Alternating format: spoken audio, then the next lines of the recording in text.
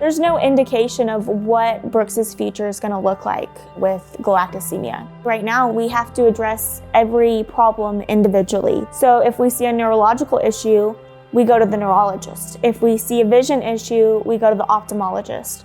We don't address the issue at its core.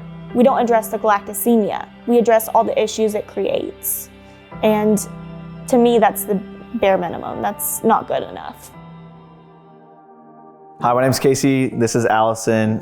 We have our son Brooks, and we're the Woodfin family. We thought Brooks was a really good baby. He was super calm. He slept a lot. When we went to the pediatrician, we both expected to go in there and come out relatively quickly. When they started taking his temperature, you could see kind of the shock in her face. It was 94 to 95 degrees. When the doctor came in, she told us specifically to go to a children's hospital because they would have to do a spinal tap.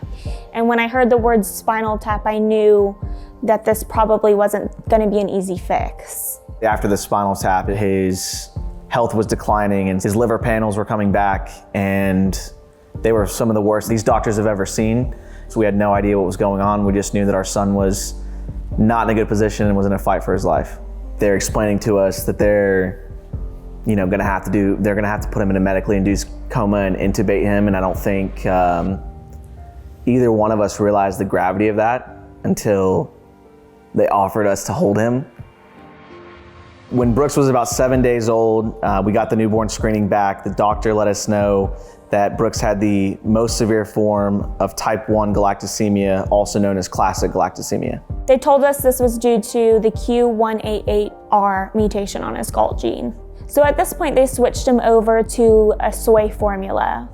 But we weren't out of the woods yet. His liver was still failing. And due to his liver not functioning correctly, he developed a blood clot in his femoral artery. That wasn't his central line. That was the main feeding line or main line for any medicine.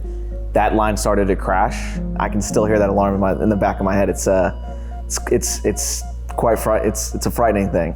Nurses prepped us to have family come say hi and in a way bye as well. My brother came to the hospital that night, flew in, was here for maybe 4 hours, and I hugged him, and the expectation was he would never see my son again. That next morning, it was a total turnaround. We were shocked when we got his labs back that next morning. That was a rejoiceful moment because we knew we might have been starting to win this battle. At that point, it was a focus for us to learn about this disease that our son had. After multiple conversations with the geneticist, it was presented to us as a disease that would be controlled by, a diet, essentially. She explained no dairy, but what I learned later on was that everybody's body naturally produces galactose, and Brooks doesn't have the ability to break that down. And it's gonna affect him for the rest of his life. And so I think we both kind of had a moment where we had to recheck kind of what Brooks's future looks like. Just understanding that he was gonna have difficulties no matter what we did on the diet side, that was definitely a scary thought for both of us. So today, Brooks is a very determined, happy little boy. If you just looked at us today, you would just assume that everything's normal. Brooks is already seeing some of the impacts of galactosemia. We see some of his head tremors or head twitches, sensory issues. There's some delays with speech. He was having some seizure-like activity, and we took him in to see a neurologist, and they decided to do an MRI. And with that MRI, they found that he did have some damage, and with that damage, we were noticing some right-sided weakness. And what they recommended were to get him fitted for what we call his magic boots. And that helps keep his foot turned the correct way.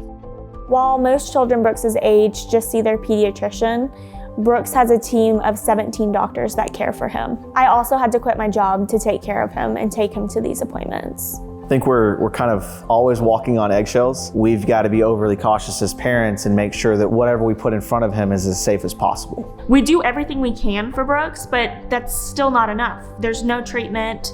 We can go to our physical therapy, we can go to OT, but that's not going to change the fact that he has galactosemia. The most difficult thing with galactosemia for me is just the unknowns. There's no indication of what Brooks's future is going to look like. It has been hard to cope with realizing that this disease may prevent him from experiencing a lot of the things that we enjoyed growing up. I hope we do find the ability to treat this. I think a treatment for galactosemia would be incredible because as parents, we want the best for our kids. That's all we want. That's it. That's the ultimate thing we could ask for.